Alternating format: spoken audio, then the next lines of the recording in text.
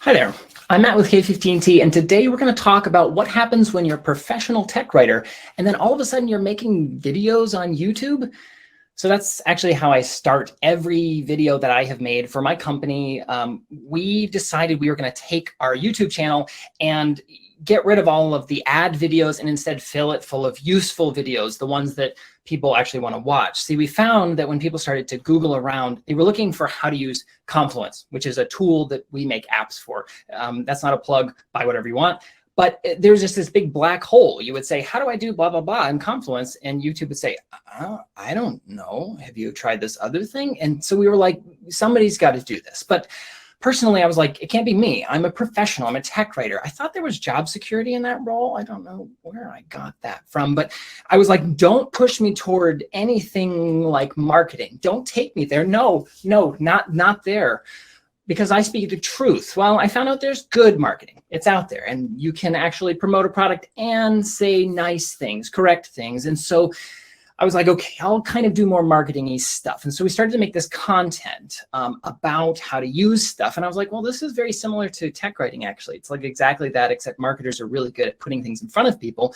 And then they started to say, oh, well, we want video. And then our product teams were like, yes, we also want video. And I was like, look, I made those in college and high school, and I had a blast, but I want a job here, right? Like, I can't. Please don't make me. Okay, I want to, but okay, fine. So here I am. I'm making videos for my company, and this is actually the best job I have ever had, but also sometimes I wonder, am I still a documentarian? Is this still a real job? I think it is, but here's the deal.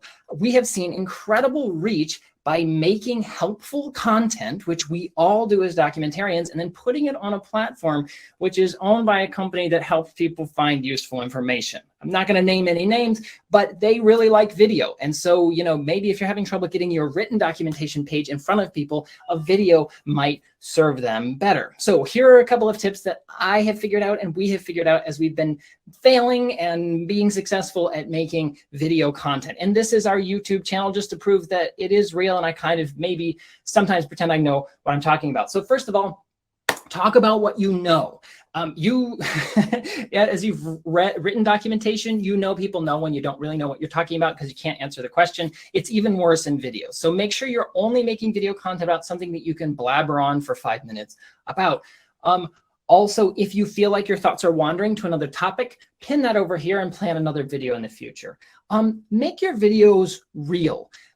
We're all these, slouching Star Wars nerds, planting gardens, and we just like to nerd out about stuff. We're real people. And then it's like, video, oh my, I should start reading off a script and talk like a robot and lose all sense of self. If the last 2 years have taught us anything, it is that people need human contact. We need to see videos from real people who have real interests, who have real senses of humor, who stumble over their words. Don't kill that with a script and editing it out. Keep it in the video. That will take your video from good to human good at least, but probably human and great. Just like, has been mentioned, people need people. That's how things are truly good and useful. Also, admit when something's rough. So maybe don't say, this part of our app has a terrible UI that we need to focus on. Maybe it's like, this might look a little daunting, but let's walk through it together. That's incredibly empathetic, and it makes that whole explainer video so much more useful. Also, try new things. So this first series, I've totally lost my mouse. This first series of videos was all about stuff that we knew really well, best practices in Confluence. But then we're like, okay, let's try something new. So we moved to a different format. So these are all 1-minute videos that solve one problem, which those are really hard to make. It's hard to solve a problem in 1 minute. But it's amazing to know that there's a solution for 444 people for this particular problem. That's super exciting. Also, don't wait until you've nailed the format or, planned out 10 videos into the future. Just try something. Make a video. It's not going to be your best video. Maybe it won't be your worst video, but keep making and iterating. That's how you make successful videos online. And then finally, understand your audience. There's a reason we put videos on a platform where we can get comments from people, because we've made whole series like this new series of just tutorial videos are just from people that are like, yeah, thanks for this, but what are the basics? Tell us the basics. We just assumed they knew the basics, and now we're making a whole series about it. Make sure you can get from your audience what it is they actually want. But this is just the beginning of what you can do with video.